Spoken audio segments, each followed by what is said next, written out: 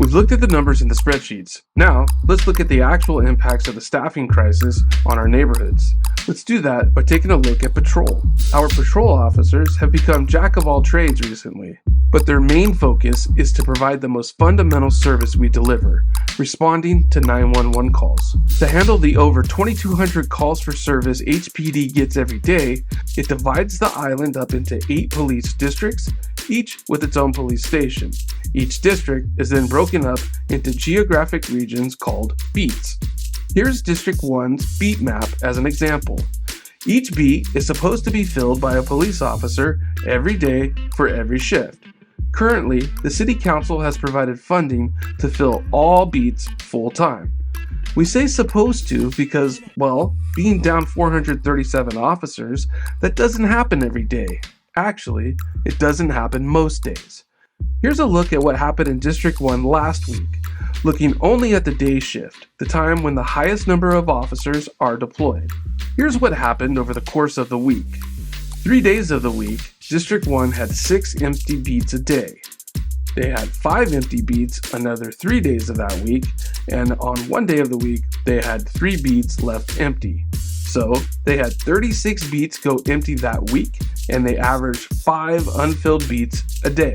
Does this mean a police car never comes into an unfilled beat? No, it means officers in other beats will try and run to calls in the affected beat whenever they can. Response times will be longer. It'll be harder for officers to get backup, and there's less time for follow-up on crime or proactive engagement with the community. This doesn't affect just one district. For example, using the same parameters, this is what happened in the same week in District 2. District 2 had 3 empty beats each day for 5 days of the week. For the other 2 days of the week, they had 2 empty beats a day. Over the course of the week, they had 19 unfilled beats. They had an average of 20% of their total number of beats go unfilled throughout the week. Let's move over to District 7. For the course of that week, every day of the week, they had 8 empty beats. They had to bring in officers on overtime 6 out of the 7 days. All total, they brought in 33 officers on overtime and still had 56 unfilled beats for the week. District 7 had an average of 30% of its beats go unfilled for the week. There are a total of 163 beats across the island. We have 2 patrol shifts, so that means we need to cover 163 beats twice a day. With over 1,700 sworn officers, you'd think filling 326 slots a day would be no problem. You'd be wrong.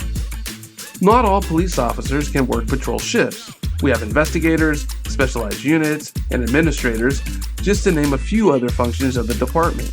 Right now, of the 1,700 sworn HPD officers, only 640 officers, or roughly 1/3 of the department, can fill police beats. 640 officers to fill 326 slots every day.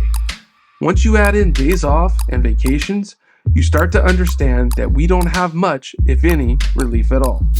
There's a lot more to analyze in terms of how the staffing crisis impacts our patrol operations, such as the amount of time calls can take, keeping our officers from handling other 911 calls.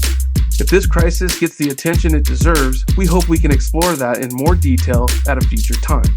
Regardless, as the staffing crisis gets worse, we will see more beats go unfilled, response times to emergencies will get longer, and unfortunately, we will experience the negative consequences that come from having hampered police services.